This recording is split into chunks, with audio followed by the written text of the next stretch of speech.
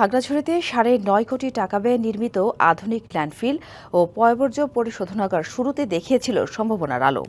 তবে অল্প সময়ে থেমে যায় কার্যক্রম। ৩ বছর ধরে জমে আছে বর্জ্য, ছড়াচ্ছে দুর্গন্ধ, বাড়ছে পরিবেশ দূষণ। এতে জনস্বাস্থ্য নিয়ে দেখা দিয়েছে উদ্বেগ। পরিবেশ বান্ধব বর্জ্য ব্যবস্থাপনা নিশ্চিত করতে ২০২০-২১ অর্থবছরে খাগড়াছড়ি পৌরসভার কুমিল্লা টিলায় স্যানিটারি ল্যান্ডফিল প্রকল্পটি বাস্তবায়ন করা হয়। ১১ একর জমির ওপর গড়ে তোলা পরিশোধনাগারটির লক্ষ্য ছিল পচনশীল ও অপচনশীল বর্জ্য বৈজ্ঞানিকভাবে প্রক্রিয়াজাত করা, পাশাপাশি জৈব সার উৎপাদন। পরিকল্পনা ছিল বর্জ্য আলাদা করে আধুনিক পদ্ধতিতে প্রক্রিয়াজাত করা, নিশ্চিত করা টেকসই বর্জ্য ব্যবস্থাপনা, কিন্তু সেই লক্ষ্য পূরণ হয়নি। এখন প্রকল্পটি প্রায় পরিত্যক্ত।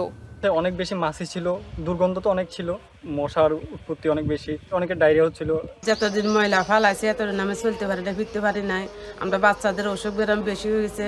স্থানীয়দের ভাষ্য, প্রকল্প চালুর পর প্রায় ২ বছর প্রতিদিন গড়ে ১০ টন বর্জ্য এখানে আনা হতো। ৯টি ওয়ার্ডের বর্জ্য জমা হতো এই কেন্দ্রে, কিন্তু ৩ বছর ধরে বর্জ্য অপসারণ বা প্রক্রিয়াজাত হয়নি। ফলে তৈরি হয়েছে বিশাল বর্জ্যের স্তূপ। দুর্গন্ধে অতিষ্ঠ আশপাশের মানুষ। বাংলা কিউআর যেখানে নগদ পেমেন্ট সেখানে। সারা দেশে ১০ লাখেরও বেশি মার্চেন্টে নগদে পেমেন্ট করুন খুব সহজে।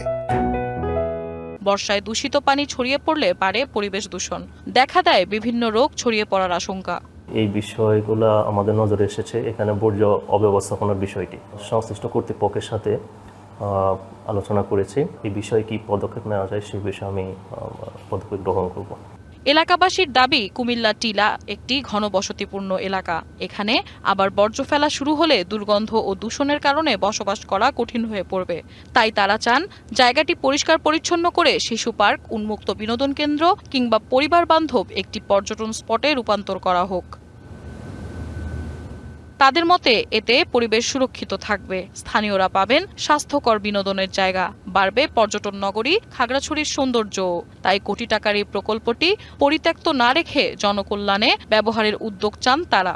যে উদ্দেশ্যে আসলে প্রজেক্টটি নেওয়া হয়েছিল সেই কাঙ্ক্ষিত উদ্দেশ্যে আমরা পৌঁছাতে পারিনি এবং এলাকাবাসীর কিছু ক্ষোভের কারণে আমরা আস্তে আস্তে ওখান থেকে ময়লা ফেলতে পারি না। বর্তমানে জায়গাটি আমাদের ময়লা ফেলা হচ্ছে না। আমরা একটা প্ল্যান নেওয়া আছে যে কীভাবে আমরা পুরোটা এটাকে আবার চালু করতে পারি বা ওখানে কীভাবে আমরা এটাকে কাজে লাগাতে পারি সেই বিষয়ে আমরা একটা সিদ্ধান্ত নেওয়ার চেষ্টা করছি। অচল প্রকল্পের পরিবর্তে জায়গাটি জনকল্যাণে ব্যবহার করে একটি পরিচ্ছন্ন ও আকর্ষণীয় স্থানে পরিণত করা হবে, এমনটাই প্রত্যাশা স্থানীয়দের।